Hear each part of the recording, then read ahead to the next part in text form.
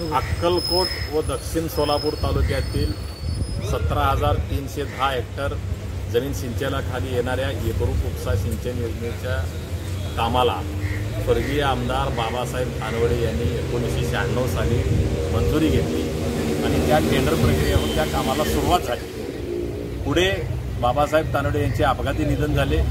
त्यानंतर 2008 पर्यंत मेत्रे साहेबांनी काही प्रमाणात या योजनेला निधी आणला, परंतु राज्याचे मंत्री असून सुद्धा ही योजना ती पूर्ण करू शकली नाही। त्यानंतर ही योजना सुधारित प्रशासकीय मान्यतेमध्ये अडकून पडली।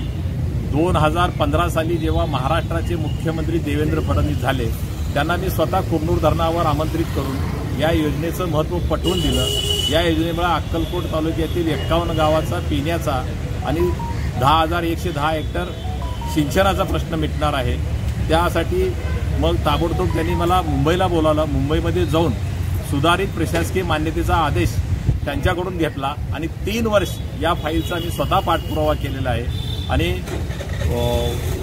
सुधीर भाऊ मुनगंटीवार तत्कालीन अर्थमंत्री यांच्या अध्यक्षतेखाली व्यय अग्रक्रम समितीची मीटिंग होऊन तत्कालीन पालकमंत्री विजयकुमार देशमुख पालक यांच्या प्रमुख उपस्थितीत या सुधारित प्रशासकीय मान्यतेला आम्ही मंजुरी घेतलेली आहे। त्यामुळं अक्कलकोट तालुक्यातील तमाम जनतेला हे वास्तव मी मांडत आहे। आणि अक्कलकोट तालुक्याचे आमदार सचिनदादा कल्याण शेट्टी, माजी मंत्री सिद्धाराम मेत्रे यांना माझी विनंती आहे की एकूणच्या 4थ्या टप्प्याचं श्रेय घेण्याचा कुणीही प्रयत्न करू नये, कारण हा 4था टप्पा पूर्ण करण्याचं काम आम्ही स्वतः केलेलं आहे। त्यामुळं ते श्रेय मलाच मिळणार आहे, एवढंच मी या ठिकाणी सांगू इच्छितो।